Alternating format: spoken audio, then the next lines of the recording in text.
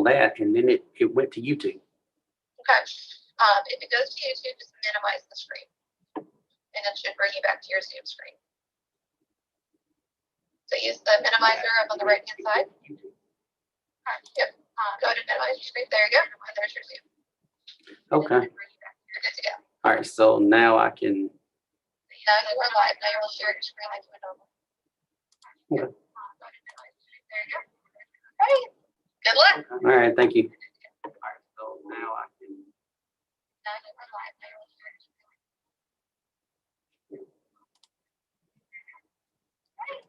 Good luck. All right. Thank you. Okay. Let's try this one more time. I'm Derek Charlton. I am one of the counselors in the Career Center, and I'm going to talk to you today about interviewing. Interviewing is one of my favorite topics when it comes to finding a job, because that's one of the things that I really enjoy, because this is where the rubber meets the road. This is where you actually get the job. So interviewing is a very important step, but you need to make sure that all the steps that come before the interview are done correctly, or your interview is not going to go the way you want it to go. So let's go ahead and get started, and let's learn today about some interviewing tips. All right, so we are located in Mary Martin Hall in the University Career Center. We are on the 3rd floor. So if you have access issues in getting up to the 3rd floor, let us know and we'll meet you somewhere else on campus. Mary Martin Hall is one of those older buildings. In fact, it was the first library on Auburn's campus. And because it's one of those older buildings, it doesn't have an elevator. So if you have those access issues, let us know and we'll meet you somewhere else so that you can get the information that you need.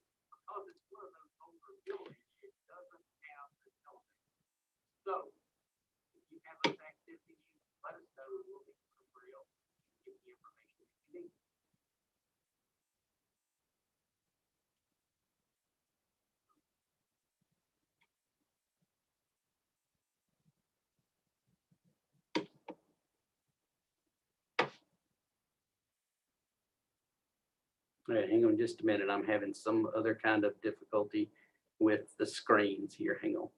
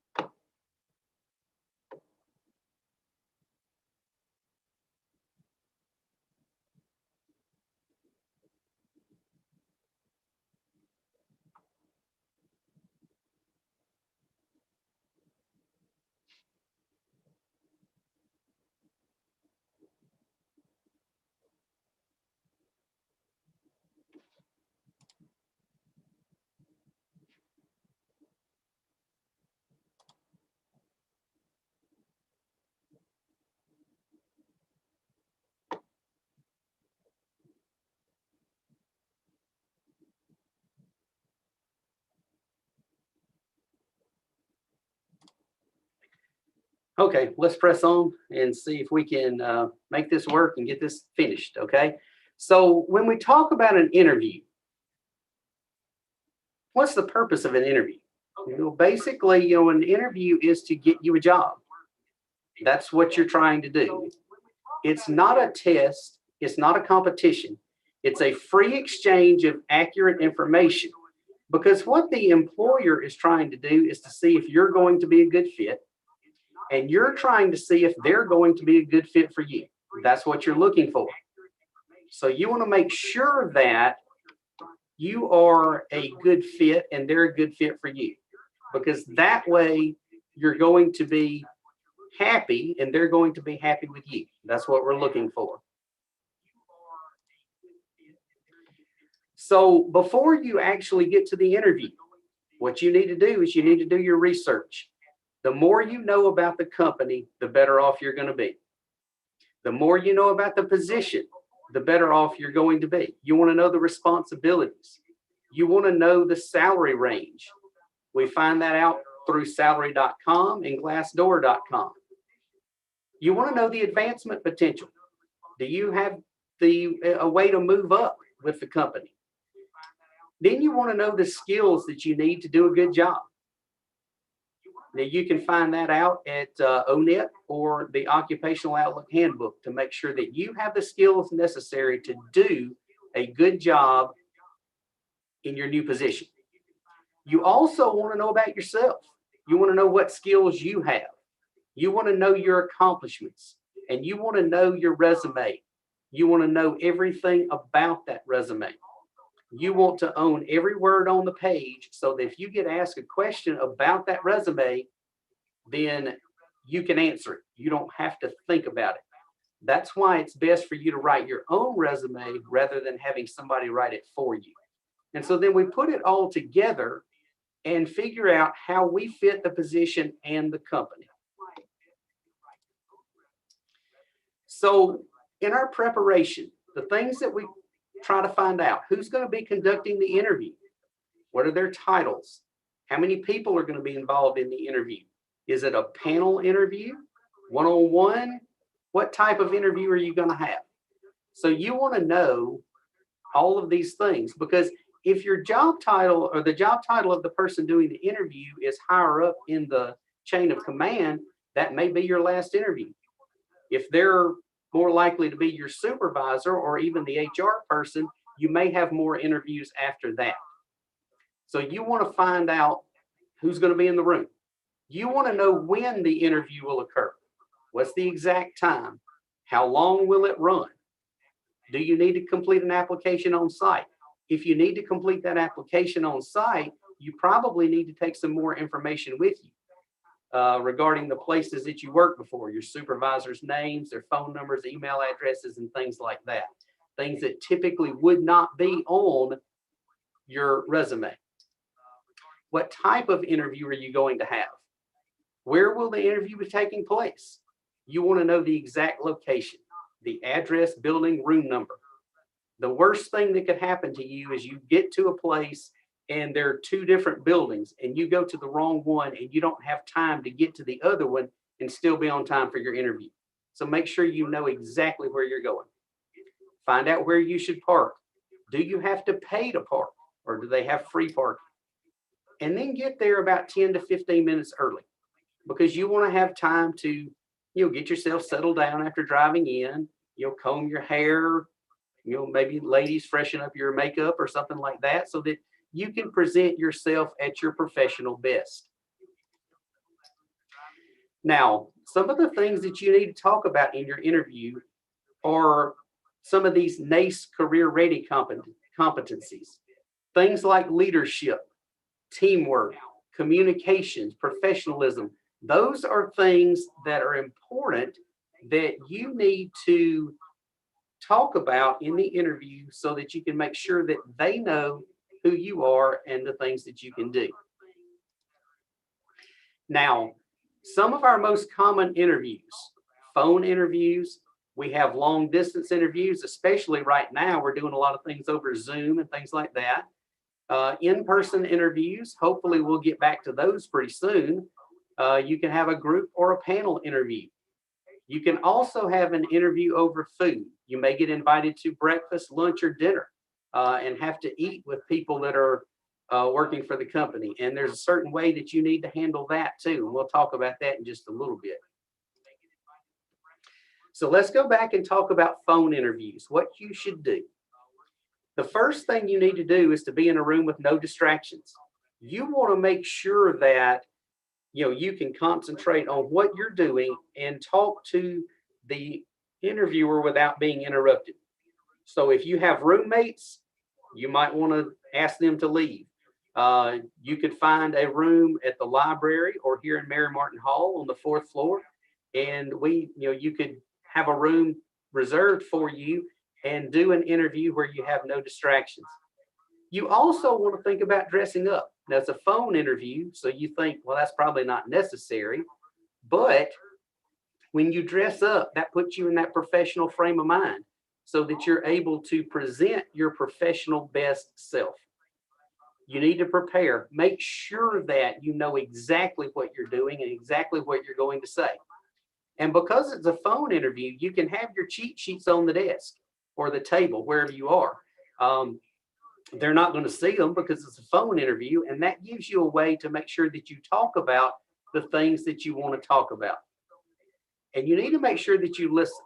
Because it's a phone interview, you can't see the person, so you may not be able to catch their body language. So listening is going to be even more important. And then before the interview is over, you need to ask about the next steps. Am I going to have an in-person interview, a Zoom interview, exactly what's going to happen next and when that's going to be.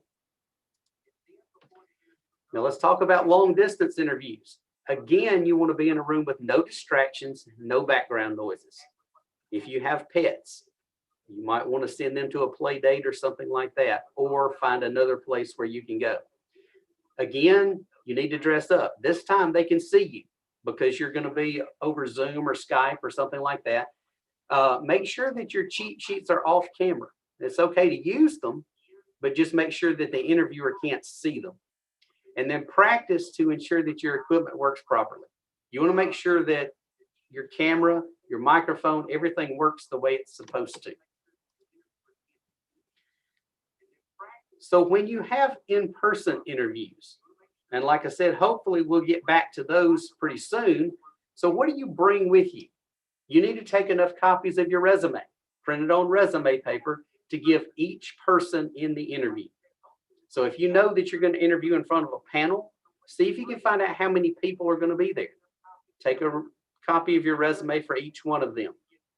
Take a list of your references, also printed on resume paper. They're not supposed to be on your resume, so they're on a separate document that you can hand to the interviewer if they ask. Take a nice pad folio or folder and a nice pen. You may want to take notes. They may invite you for another interview. You need to write down the day and time. You need to write down things that they say. It might bring up questions that you may have.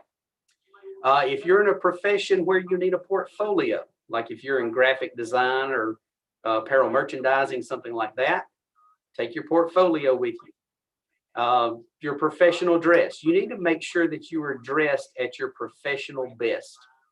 And then take your confidence. You're there for a reason. They invited you to the interview because they believe you can do the job. So make sure that you take that confidence and you answer with confidence when you answer the questions. Now, there are also some things that we leave at home. Leave your cell phone or smartwatch at home, or at least set them to silent. I know some people keep their calendars in their cell phone, and that's okay, but you don't want your cell phone to make any kind of a noise while you're in the interview. You certainly don't want it to ring if somebody calls you, and you need to figure out a way to turn off all the sounds. Don't take your family and friends. You know, you're going to go to the job by yourself and stand on your own 2 feet. So you need to start doing that from the time you interview. So don't take your family or friends with you. Don't take your problems. They don't need to hear about your problems. Okay, so leave those at home. And then any negative self-talk. All that's going to do is sabotage your interview. So leave that stuff at home too. Don't take that with you. Now, when we talk about group or panel interviews, these are a little different. Again, you need to dress professionally. I mean, obviously that goes without saying. What you want to do is to find a way to connect with each interviewer. Maintain eye contact with each person throughout the interview. So if one of the people on the panel asks you a question and you start to answer, make eye contact with them first. Start your answer and then make eye contact with each of the other people on the panel so that you can maintain that eye contact and make a connection with all the people on the panel. Then at the end, we're going to shake hands and collect all the business cards because you need to send them thank you notes. So you need their contact information so you can do that. Now, sometimes we get invited to interview over food. So there's some do's and don'ts here that are a little different. Again, we're going to dress appropriately, But because we're interviewing in a less formal setting than an office, sometimes we have a tendency to let our guard down. Make sure that you keep your conversation professional. You want to make sure that you always present yourself at your professional best. So do not let your guard down and talk about things that you wouldn't talk about if you were in somebody's office. Then refresh yourself on your eating etiquette. Make sure that you are following the typical conventions when it comes to proper eating. Now, some of the things that we don't do, don't use your cell phone. Now, the tendency is, I'm more relaxed than I would be if I was in somebody else's office. So it's okay to use my cell phone. Again, you're still in an interview, so don't use your cell phone. Don't consume alcohol. You need to make sure that you are functioning at your best. You don't need anything to make you function at anything less than your best in an interview. And then don't consume hard to eat or messy items. I mean, when you go for an interview over dinner or something like that, don't order spaghetti. It's hard to eat. It's messy. It may be your favorite, but don't order that. Order something that's easy to eat. So, typically a piece of meat and some kind of vegetable will be fine because that's easier to take care of while you're in the interview. Now, when we talk about what to wear, we're going to wear suits. Ladies, you're going to wear jacket and skirt, jacket and pants. Probably you may want to wear flats instead of heels because they may take you on a tour of the facility. So if you're going to be on your feet a lot, think about what may be more comfortable to you. Guys, suits, your jackets, pants, dress shirt, white, light blue, tie that matches, socks that match, your belt and your shoes should always match. Make sure that you check out your clothes the night before to make sure that they're clean, free of holes, that they're in good repair, because you don't want to get to the interview and be embarrassed because your clothes aren't the way they should be. So make sure that you think about that and get those things taken care of so that, again, you can present yourself at your professional best. Now, if you don't have any professional clothing and you need some assistance with that, you can make an appointment with us here in the Career Center and access the Campus Career Closet, where you can get free professional clothing and you can try it on. You can make sure it looks good, it fits right. And that way you can present yourself the way that you know you ought to in an interview. So if you need to do that, you can make an appointment. That's the way we're doing things right now. When things get back to normal, we'll also have drop-in hours. But right now, make an appointment with us if you need to access the Campus Career Closet. Now, when we go to an interview during normal times, we're going to shake hands with the interviewer. And you want to do that the right way. Sometimes people will shake your hand and they'll give you that limp wrist, that dead fish feeling kind of handshake, and that's a total turnoff. So you want to make sure that you don't do that. You also don't want to squeeze somebody's hand so hard that you make them want to cry. So just a firm handshake, and you pump their hand 2 or 3 times, and that's it. That's all you have to do for the handshake. Again, that's another way you present yourself as professional. Your body language in an interview. This is one of the things that's important because you don't want to give mixed messages to the interviewer. If your words are saying one thing and your body language is saying something else, then they get confused and they don't know exactly what you mean. So the first thing you need to do is relax. Just, you're there for a reason. You know what the reason is. They believe you can do the job. So just relax and present yourself in a way that you know that they are going to appreciate what you have to say. Don't be uptight. They invited you because they believe you can do the job. Show them from the first moment of the interview. Use good posture. Sit up straight in your chair. Make eye contact. Use hand gestures to emphasize your points. Now, you don't want to wave like you're an air traffic controller bringing an airplane in for a landing, but use hand gestures to emphasize your points so that that meaning is clear and it comes across to the interviewer. Then you want to nod while you're listening. Show them that you're listening, that you're paying attention to what they're saying. Smile. We want people to like us, and when we smile, people are more likely to like us. And then don't fidget. Some people have bad habits of twirling their hair, tapping their pen on their notebook. One of my bad habits is I'll tap my ring on the arm of the chair that I'm sitting in. So make sure that you can control that. Make sure that you're aware that you do that. And think about that during the interview so that you don't distract the interviewer. Now, when you introduce yourself, when the interview starts, think about your 30-second commercial. Some people call this the elevator pitch. So make sure that you are ready with that to tell them who you are and what you can do. Focus on the important things. Okay? You want to talk about the past and the present. What about your past experience is relevant to the role? What are you bringing with you that's going to help you do this job? The present, is why you're sitting there in that chair today interviewing for this job. Why do you want the job? The future is going to be what you want to accomplish while you're there.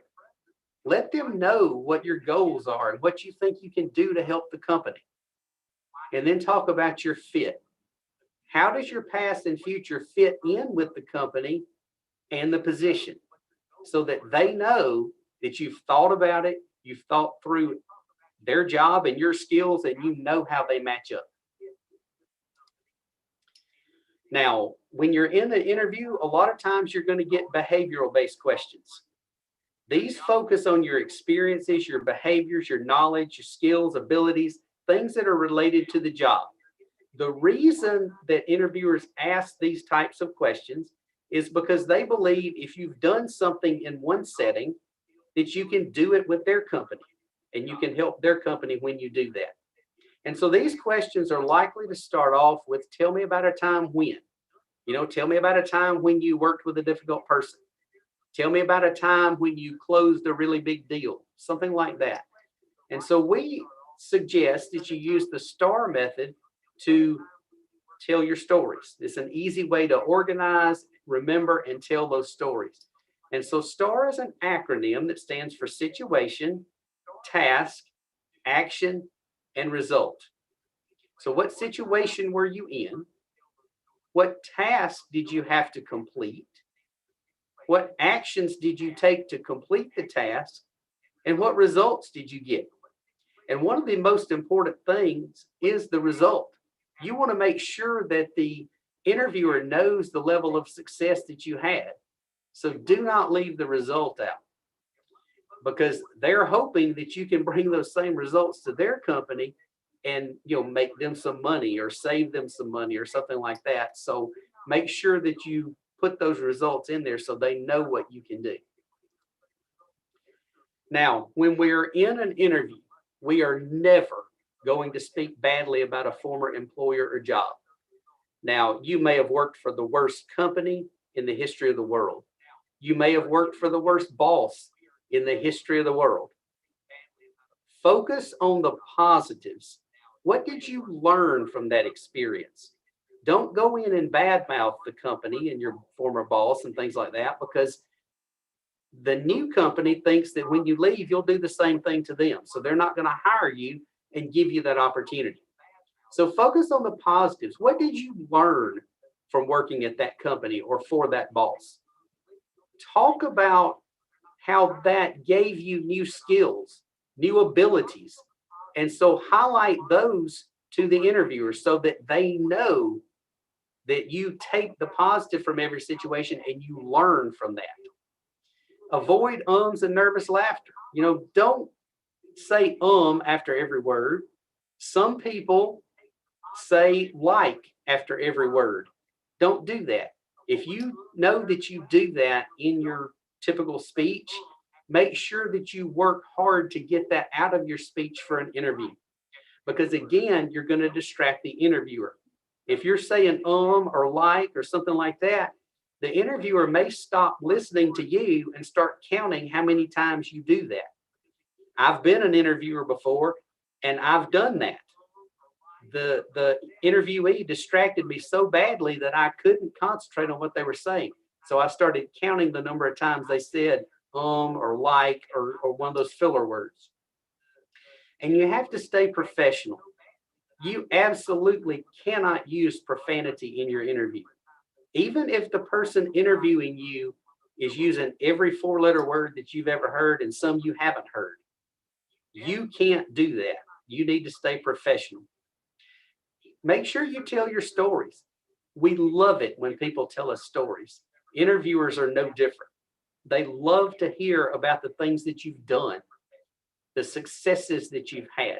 So make sure you tell those stories and you give enough detail so that the interviewer can see you doing that task that you were doing. So make sure you give them those details. And in your first interview, do not talk about salary or benefits, and don't ever initiate that discussion. The old adage, as far as interviewing goes, is the person who talks about salary first loses. So let the employer bring it up, and then you rely on your research and your salary range so that you can talk to them intelligently about the salary that you deserve for doing the job. And when you're preparing to give your answer, take a few seconds to think about it. Now, you don't want to sit there for 30 seconds in dead silence, but make sure that you think about your answer before you respond. Look up, think about it for a few seconds, and then give your answer. That gives you time to get yourself organized and give a good, concise, coherent answer. And no interviewer is going to hold that against you because you think about your answers. Now, there are some questions that interviewers cannot ask you. And 99.9% of the interviewers aren't going to ask these. But you need to be prepared because there's still a possibility it can happen. They can't ask you about your nationality or your ancestry. They can't ask you about your age. That may not matter much to you now, but when you reach the age of 40 and you're subject to the age discrimination laws, then it'll mean something to you, because if they ask you about your age and then they don't hire you, they're probably guilty of age discrimination. They cannot ask you about your marital or family status. Ladies, they cannot ask you if you're going to become pregnant or if you are pregnant now, because that just doesn't affect your job. They can't ask you about your religion. People do that. They ask you what church you go to, just making conversation. But that's one of those that's off limits as well. They can't ask you about your health or your genealogy. You're getting into the Americans with Disabilities Act here when you ask questions about health or disabilities or things like that. And that brings up the issue of whether they have to give you an accommodation or not. So, kind of delay that until you have a job offer. Don't talk about those things. If they ask you, let them know that that doesn't affect your ability to do the job. They can't ask you about your height or weight. Now, some jobs have, requirements for height and weight because you have to be a certain size to be able to do a job. But, when you go to the interview, obviously they can see you, so they're going to know. They can't ask you about your military experience. Now, if you get one of these illegal questions, there are a few different ways that you can handle that. The first way is to go ahead and answer at your own risk, knowing that if you do answer, they might could hold that against you. Another way to handle that is to ask the relevance. What is the relevance of my age when it comes to this job? Well, if they can explain to you what the relevance is, then you got to answer the question. So, if you use that, you open yourself up to having to answer that question. Now, you can refuse and you risk looking confrontational. That may give them pause to hire you because they think you may be confrontational about other things as well. The best way to handle this is to examine the intent and then respond appropriately. Why are they asking me this? If you're interviewing for a job as a corrections officer and they talk to you about your height and your weight and what kind of health you're in, that's probably a requirement for that job, because you have to be able to handle the prisoners and make sure that you keep things in order the way they're supposed to be. So that may be relevant. They may have that as a requirement. So think about their intent. Why are they asking me this, and respond appropriately? Because if for some reason you can't do that job, then you need to know and you need to be honest about it, because you're only setting yourself up for failure if you respond inappropriately or you respond in a less than truthful way, and you don't want to do that. Then at the end, you get a chance to ask your questions. So this is where you are trying to see if they are going to be a good fit with you. So you need to ask about the daily tasks and responsibilities. What am I going to do on a daily basis on this job? You need to know, because you want to make sure that you can handle all of the tasks that they have for you. What are you going to be responsible for? You need to know that, because you want to make sure that you can hit the ground running and you can do a good job. Ask about the short and long-term goals. You want to know what your goals are so you know what kind of target you're trying to hit. You want to make sure that you have the ability to reach those goals, because that's how you're going to succeed and be rewarded with salary and promotion and things like that. So you want to make sure that you're able to reach those goals. Ask about the organizational structure. You want to know where your job fits in the structure of the organization. You want to know what your path for moving up is. So if you get that organizational structure nailed down, then you know how I'm going to move up, what my next job is likely to be. Those are the things you want to know. Ask about performance evaluations. You want to know when those happen. You want to know who does them. If your immediate supervisor does your evaluation, that's probably fair, because they should know what you're supposed to do on a daily basis. But if somebody 2 or 3 levels above you in the organization does your evaluation, that's probably not fair, because they may not know what you do on a daily basis and they can't fairly evaluate your performance. You also, like I said, want to know when those things happen. Is it every 6 months, every year? You want them to have a formal process that happens on a regular basis. Ask about the company culture. What is it like to work here? Those are things that are important, because you want to know if you're going to fit in. Because if you fit in, you're going to be happy and you're going to do a better job. You want to know about any layoffs or mergers, those current issues that are affecting the company. Because if you go to work and 6 months later you get laid off and you had no idea, well, that's going to be a problem, because you have to go out and find another job. So make sure that you know what's going on with the company. And then you want to know about your promotion potential. What do I have to do to get promoted here? What are the things that I have to accomplish to make sure that that can happen for me? Now, we've gone through the whole interview. We've gotten to the end. So how do we end this? Well, the first thing that you want to do is shake their hand and thank them for their time. They invited you to the interview. They didn't have to. They could have invited somebody else. So give them, your heartfelt thanks for inviting you to the interview and giving you the opportunity. You want to collect business cards so that you can send thank you notes. You want to find out what the next step is going to be. Am I going to have another interview? Am I going to be offered the job or not? How is that going to work?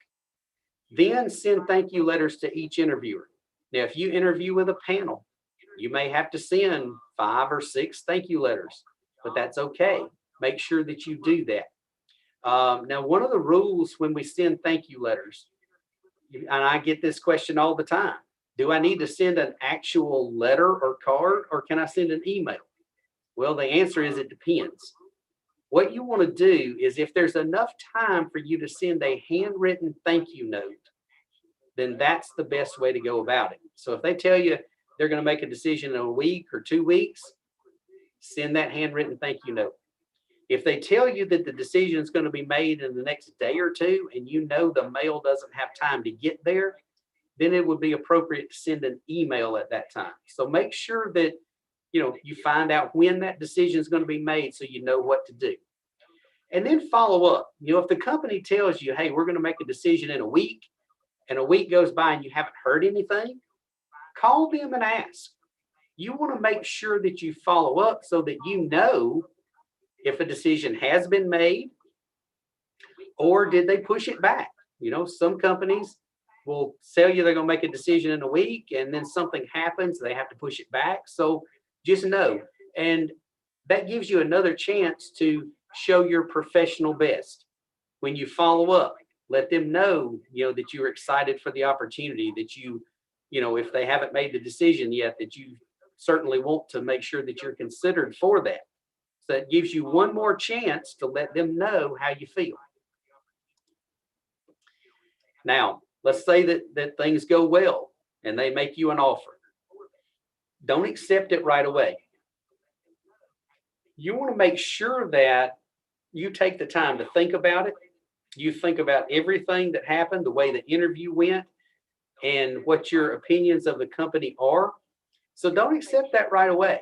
One of the things that you can do, if you're married, tell them, hey, I need to talk to my spouse about this to make sure that this is the right thing. If you're not married, let them know, hey, I'd like to talk this over with my parents. Or you can say, hey, I'd just like to think about it for a couple of days. Most employers are going to give you that opportunity to think about it. They're not going to make you make that decision right on the spot. Okay. You discuss salary only after they make you an offer. Now, sometimes they may push you in an early interview to try to find out what salary you expect. Fall back on your range that you determined during your research. Hopefully, the salary that they're going to offer will be within that range somewhere. What you don't want to do is to tell them, hey, I've got to have $50,000 to do this job, and they're only planning on offering 40. Well, then you've probably priced yourself out of the job. So fall back on that range. Then if they ask you, hey, we want to know what it's going to take to get you here, ask them if they're making you an offer. If they are, start talking about that range. If they're not, try to put it off until you get an offer. Just tell them, hey, I would love to talk salary, but I want to hold that off till after an offer has been made so we can make sure that this is going to be a good relationship here. So make sure that you put that off until after you have an offer. Then get the offer in writing. Not just the salary, all the benefits as well, your retirement, your insurance, everything. Because you want to make sure that you know everything that you can about that offer before you accept it. And if you get it in writing, then they can't change it on you because they already put it down on paper. And then be sure before accepting. The worst thing that you can ever do is to accept a job and then back out before you ever even go to work or in the first few days after you go to work. You don't ever want to do that because that gives you a bad reputation in the field. I mean, people at other companies, they know each other and they talk, and the word will get around if you do something like that. So make sure that you don't do that. Now, before you go to an interview, if you want to practice, let us know. We'll be glad to help you. We'll do a mock interview with you and give you feedback about the things that you did well and the things that you can improve. You want to wear your intended interview attire, treat it like the real thing, because what you're trying to do is to work out all the kinks before you get to the interview. If you're nervous, you want to work that out before the interview actually happens. So work that out with us. Make sure you have your resume on hand so that we can ask you questions about that as well. We have drop-in hours Monday through Friday from 10 to 3. Now, we're doing them over Zoom right now, but you can drop in and get some help, or you can make an appointment with a career counselor. And we would be glad to help you and do anything we can to make your interviewing process smooth so that you can do your best to get the job. So if you need something, let us know. We'll be glad to help you. Go on Handshake and make an appointment. Call us if you need to. We can make you an appointment that way. But we'll be glad to meet with you and to work with you and help you in any way we can. I've enjoyed talking to you today. And if you need anything, just let us know.